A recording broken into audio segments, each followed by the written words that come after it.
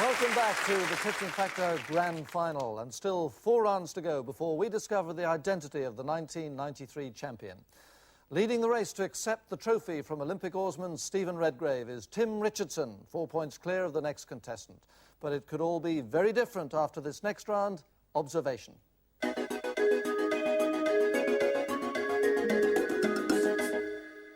This is the round that tests the ability of our grand finalists to watch a short drama sequence and remember precise details. And for the last time in this series, Chief Inspector Fred Pilkington will recount another of his great crime-solving deeds to journalist Julie Webb. Grand finalists, turn to your screens quickly, please, and concentrate very hard on the case of the Curious Curios.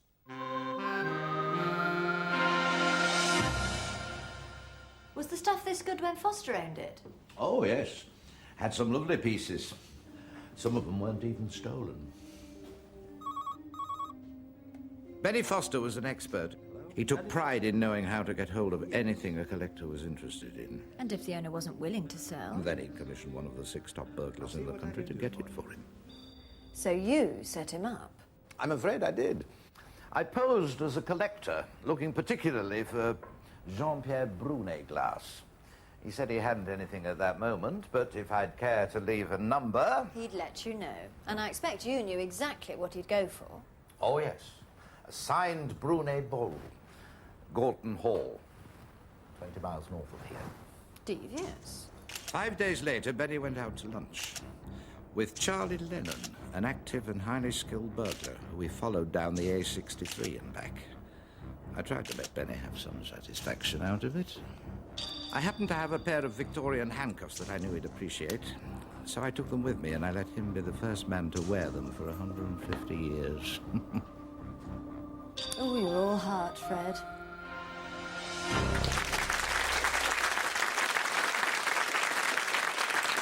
Well, we've had some marvellous performances from Roy Barraclough and Annabelle Giles throughout the series, and I'd just like to say a last big thank you to them both. Now, grand finalists, reach for your keypads, please. 5 questions coming up with multi-choice answers. Here's question 1. What were Brunet's Christian names? Your options.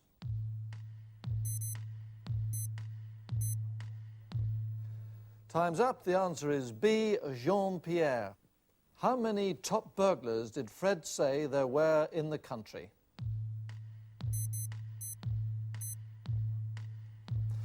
And the answer is C, 6.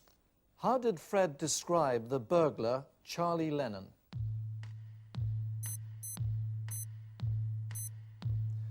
And the answer to that is D, active and highly skilled. How many different black and white photos were there?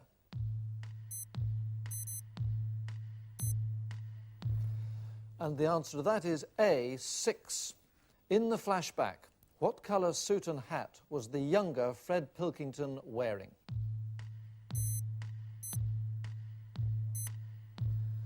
And the answer is C, green. And we don't have to wait for the result of that test because the computer linked to the keypads displays it immediately, and here's how it all worked out. Alex, you got 3 right and a 4th 2 points. Tim, you also got 3 right, but in a faster time, so 3rd place, 4 points. Eddie, 3 right for you too, but faster still. 2nd place, therefore, 6 points. And congratulations to Norman, 4 right, so he wins the round with 10 points. And immediately we add all those points to the current totals, and it's all getting very close, 2 tying for 2nd place, but still out in front with a Krypton factor now of 20. The chartered accountant from Abingdon, Oxfordshire, Tim Richardson.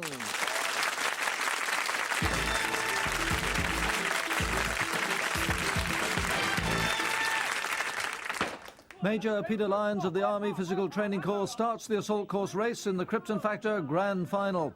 And looking back to heat and group final performances, 2 of these contestants are unbeaten on the course, Norman Kenvin in green and Tim Richardson in yellow, while Eddie Jackson in blue has a time only 7 seconds slower than Tim, the fastest man. So it should be a tremendous battle between these 3, with Alex, I think, resigned to being 4th. But through the switchback and coming off it, it's Eddie Jackson leading from Norman Kenvin and Tim Richardson. Alex Moe at 4th.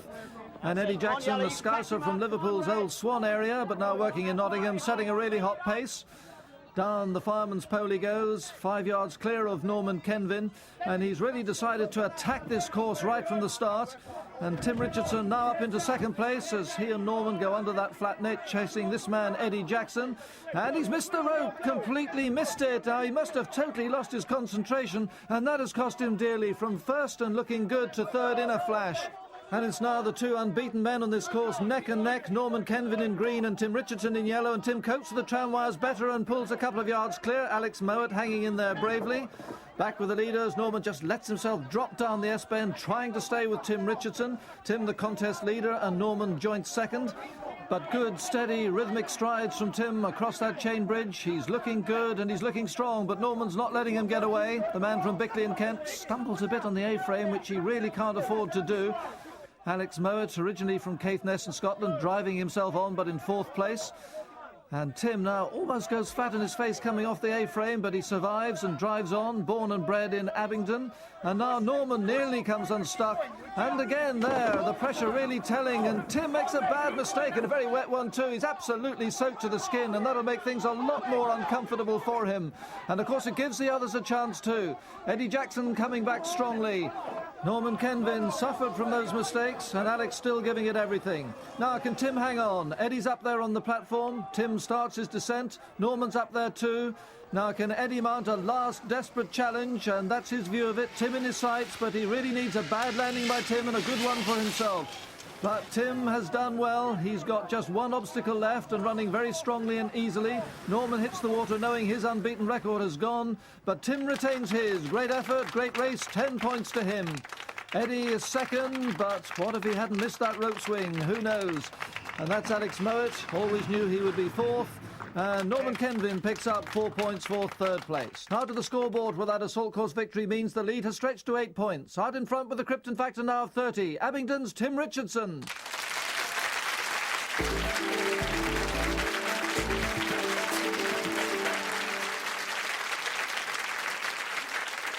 Just 2 runs to go in the Krypton Factor Grand Final, and the pressure on our 4 finalists will be intense in this next crucial test, a 3-dimensional logic problem. Contestants, take your places, please. In front of each grand finalist are 6 long, clear tubes and 12 short ones. Their task is to slot the tubes into the frame provided to form a connected path from the top Krypton K to the bottom K. On completion, the red ball will run from the top compartment to the lower one. Are you ready, grand finalists? The test starts now. Well, you can just imagine the tension they're feeling right now. Alex here is aware that nothing short of victory will be of any use to him.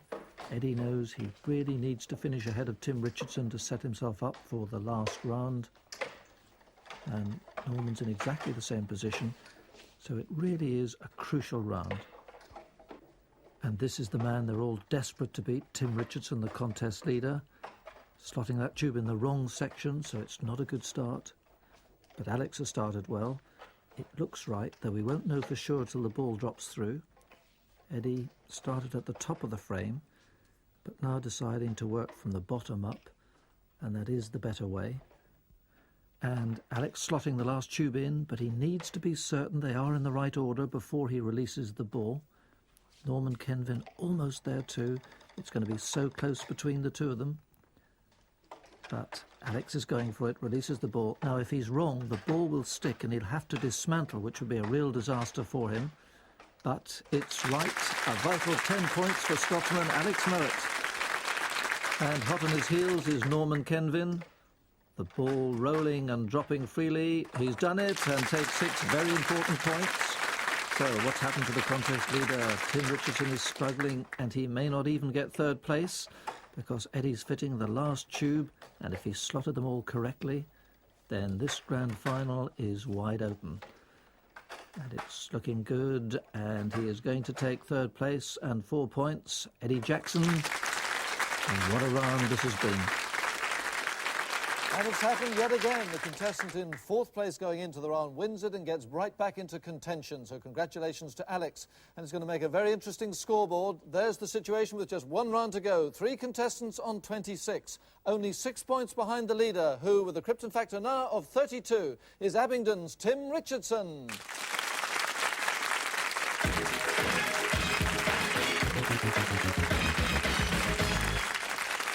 to the sixth and final round, and what a nail-biting affair it's going to be. The 4 grand finalists have done so well to get here, but only one can become the 1993 champion, and it's all so close.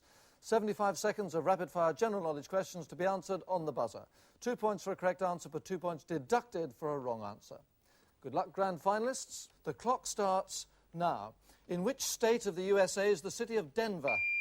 Eddie. Colorado. Correct. Which colour has shades called saffron, primrose and ochre? Eddie. Red. No, yellow. The yellow ball is worth how many points in snooker? Tim. 2. Correct. Which 2 letters are used for the degree of acidity or alkalinity of Eddie? pH. Correct. In physics, what may be potential or kinetic measured in joules? Norman. Electricity. No, energy. Which energetic 1920s dance craze was named after Tim? Charleston. Correct. Which friend of Charles Dickens wrote The Moonstone and the Woman in White? Eddie. Wilkie Collins. Correct. Which former husband of Joan Collins sang What Kind of Fool Am I and Pop Goes the Weasel? Answer is Anthony Newley. Which newly launched liner sank in April 1912 in the North Atlantic? Tim. Titanic. Correct. Iceberg, romaine and butterhead are varieties. Eddie. Lettuce. Correct. The letters CGT indicate which tax on profits? Tim. Capital gains tax. Correct. Which city is capital of the Philippines? Eddie. Manila. Correct. If manicure is care of the hands, what is care of the Eddie? Pedicure. Correct. Which pedigree dog was originally a sacred breed of China's imperial court? Eddie. Chow. No, Pekingese. The peaks of Aconcagua. Eddie. South America. No, the Andes, and it's the end of the grand final, and the winner and 1993 Krypton Factor champion is the chartered accountant from Abingdon, Oxfordshire, Tim Richardson.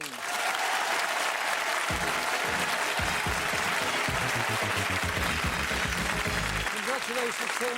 That's a magnificent performance. Well done. I mean, you must be very happy with yourself and very pleased it's over. Very happy, but glad it's over, yeah. It's very close at the end now. And now, to present the trophy, it gives me enormous pleasure to welcome one of the country's greatest athletes, a man who knows all about the sense of achievement and elation at proving yourself to be the very best.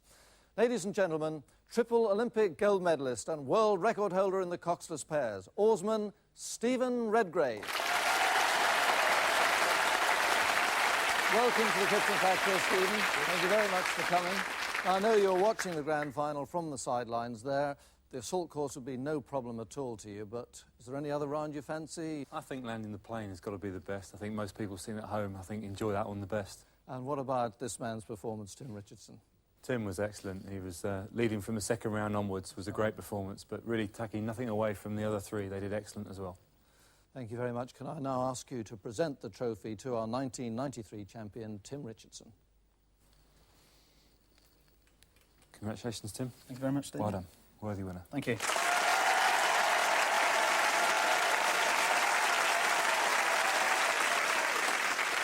And on that fitting note, the 1993 series of the Krypton Factor comes to an end. I'd just like to say a very big thank you to Stephen Redgrave for being with us tonight as we say good night and congratulate once more the 1993 Krypton Factor champion, Tim Richardson.